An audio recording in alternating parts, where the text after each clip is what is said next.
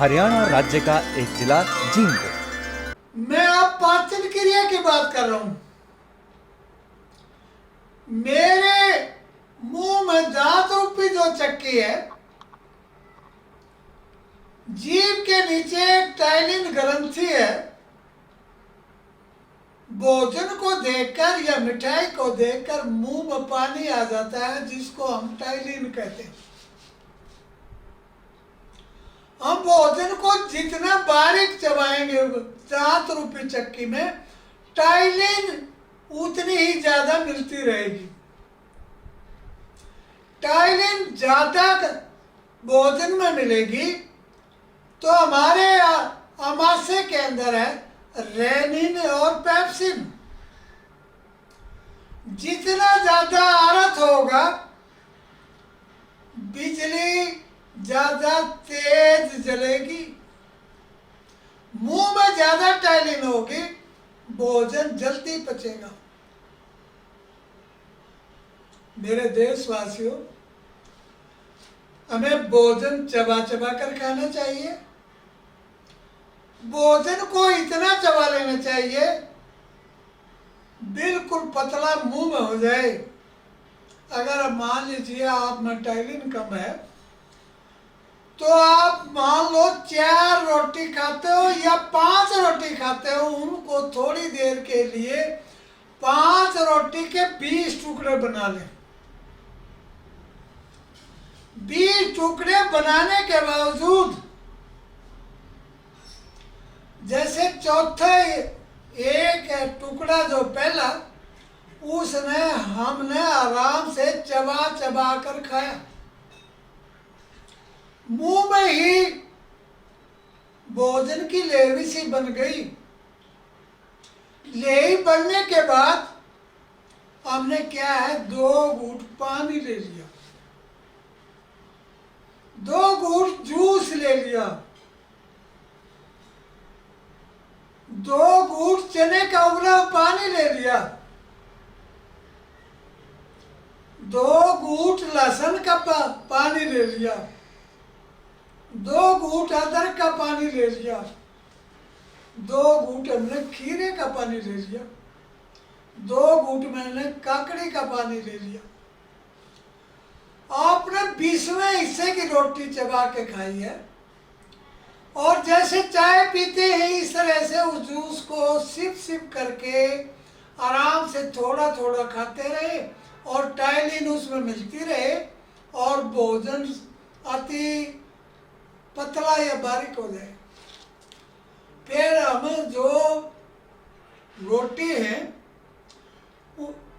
दूसरा टुकड़ा हम ले लें, उसको सब्जी के साथ लगाएं, अच्छी तरह चबा कर खाएं।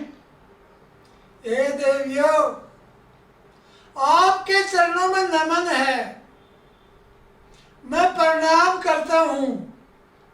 अपने घर में दाल या सब्जी बनाए, वो तरीदार बनाए, सख्त भोजन ना बनाए, सूखा सब्जी ना बनाए। आज हर एक बार देश के बच्चों की आंखों के ऊपर चश्मा है। अरे पालक का जूस ले लें, पालक के जूस में थोड़ा सा पुदीना डाल लें, थोड़ा सा धनिया डाल लें, उसके अंदर नमक, भुना हुआ जीरा और काली मिर्च ले लें, उसको आप पीते रहें। पीने के बाद मैं आपका गुनाहगार होऊंगा। एक बार साधारण लेटरिन पर आप बैठोगे और बैठो के उस वक्त उठ जाओगे, हाथ धोने में समय लग सकता है, परंतु कब्ज नहीं होगी और कभी गैस भी नहीं होगी। गैस कब होती है? जब हमारे शरीर में केराटिन, यूरिया, यूरिक एसिड, खून में गर्मी, गर्म चीजें खाना, ठंडा पानी पीना, सजीव चीजों को न खाना, उस वक्त क्या होता है, हमारे पेट में क्या होती है, गैस होती है। खाने को इतना पतला, इतना बारीक बना लो मुंह में, जैसे फिर बता रहा हूं, रोटी का चौथा हिस्सा है, उसको चबा चबा कर तरीदार सब्जी या दाल से खाने के बाद हल्का गर्म पानी हो, करेले का जूस हो, लौकी का जूस हो, टिंडे का जूस हो, काकड़ी का जूस हो, खरबूजे का जूस हो, और इतना है मौसमी का जूस हो, संतरा या मौसमी का जूस हो, और अच्छी तरह से आम का जूस हो, वो पेड़ का पका अनार का जूस हो, और तो क्या पालक या बथुए का हो, गिलोय का जूस हो, सदाहरी का जूस हो। मेरे देश वासियों से मकोई का जूस। दुनिया में कौन कहता है आपको कब्ज हो जाए? दुनिया में कौन कहता है आपका लीवर खराब हो जाए? दुनिया में कौन कहता है तिल्ली खराब हो जाए? दुनिया में कौन कहता है छोटी बड़ी आंत और पेट में कीड़े हो जाए? इतना सख्त भोजन को आप खाते हैं और खाने के बाद वो पचता नहीं है, रुक जाता है। 70-80 साल के व्यक्ति तो कुछ प्रतिशत सख्त भोजन खाकर श्वास नली में रुक जाता है, जख्म बन जाते हैं। श्वास नली, खाद्य नली रुक जाते हैं। ऐसा क्यों करते हो? ऐ दुनिया वालों, ए मेरी माताओं, आपको उल्टी हो जाती है, अम्ल पित्त बढ़ जाता है, गैस बनती रहती है, बार बार डकार लेती रहती हो। वो जरा पेन उठा के लिख लो, 5 या छोटे छोटे पत्ते जो 10 ग्राम हो, उनकी चटनी बना करके पानी में डाल करके, जो रोगी कोई कैंसर का है, कोई टीबी का है, लकवे का है, दवाई देने के बाद उसे उल्टी आ जाती है। उल्टी की गोली देखनी है तो देखो मेरे देश के किसान के खेत में, वहां पर पीपल है जो 10 ग्राम पीपल के लाल लाल का पत्तों को कूट कर पानी पीते हैं। अरे उसके अंदर ऑक्सीजन है, लिक्विड। अंदर जाने के बाद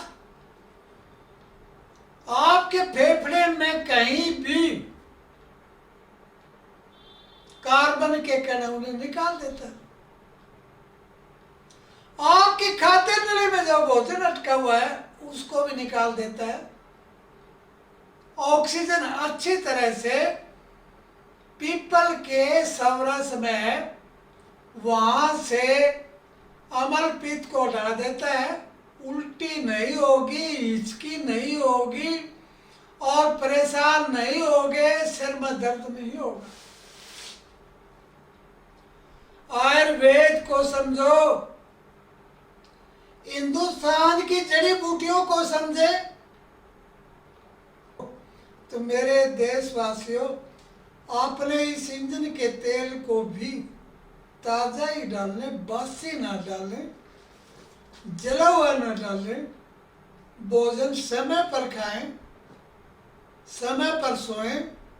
खाने का समय सुबह 8-9 बजे, शाम का समय 5 से 6 बजे। पेन उठाइए गैस और कब्ज के लिए। मेरे देशवासियों, सुबह उठ करके 2 चम्मच शहद और 1 आधा चम्मच त्रिफला, शहद और त्रिफला को मिला लें, मुंह में डाल लें और नींबू का रस, हल्का गरम रस, उसे बार बार पीते रहें और इसको कम से कम 20-30 मिनट में पिए। जो ये टाइलिन है या नींबू है, शहद है, हमारे जहां भी पाचन क्रिया के अंदर अपच भोजन होता है उसको एक जगह इकट्ठा करके नीचे भेज देता है। क्यों नहीं? अपने देश के अंदर इस तरह की हम क्रिया करें और अपने देश को बचाएं। कब्ज 100 बीमारियों का नाम है। जिन व्यक्तियों का पेट इतना हो जाता है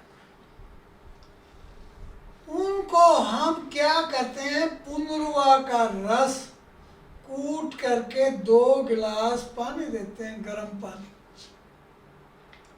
पुनरुआ सोई को उतार देती है,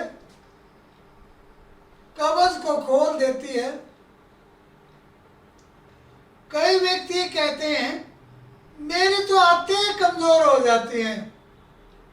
ऐ देशवासियों, जिनके आंतों में जख्म है उन व्यक्तियों को मकोई का रस दे दो। खाना खाते रहो, मकोई का रस दे दो। जो कहते हैं मेरी आंतें तो बिल्कुल खत्म होगी, अल्सर है। मेरे देशवासियों, आपकी आंतों में अल्सर है, आंवले का पानी दे दें। 4-5 आंवले का पानी, रोटी खाई, चौथा हिस्सा रोटी, मुंह में आंवले के पानी में शहद डाल करके, आंवले के पानी में शहद डाल करके चुस्कियां लेता रहे, खाना खाता रहे, दाल या रोटी खाता रहे, सलाद खाता रहे, इसी को कब्ज नहीं होगी। कई कहते हैं आंतों में जख्म है, आंवला भर देगा। इसके अलावा बड़ी गोली ले लो, बेलगिरी। जिनके दस्त लगते हैं, जिनकी लैट्रिन बंद करनी आती है, सुबह उठ करके, जैसे आजकल गर्मी में बेलगिरी की क्या है, शरबत बना लें, उधर से खाना शुरू कर दें। 2 बुर्की रोटी खाई, आनंद के साथ थोड़ा सा बेलगिरी का शरबत है, उसमें मीठा तो नहीं डाला, वो पी लिया। फिर चबाकर भोजन खाए, 2 बुर्की या कुछ भी कहो, रोटी खाई, फिर बेलगिरी का क्या ले लो, शरबत ले लो। ऐसा करने में आपने कम से कम 2 गिलास, ज्यादा से ज्यादा 3 गिलास लिक्विड सब्जियों का शरबत, फलों का शरबत, जैसे आजकल गर्मी, बेलगिरी 5 काम करेगी। कब्ज को खोलेगी, लैट्रिन कब्ज हो जाती है या दस्त हो जाए उनको करेगी, आंतों में ठंडक पहुंचाएगी, आंतों के सोजन को उतारेगी, मन में के अंदर ये उत्तेजना आएगी मैं इस गर्मी में क्या कर लूँ और क्या कमा लूँ, इस तरह की बात होती है।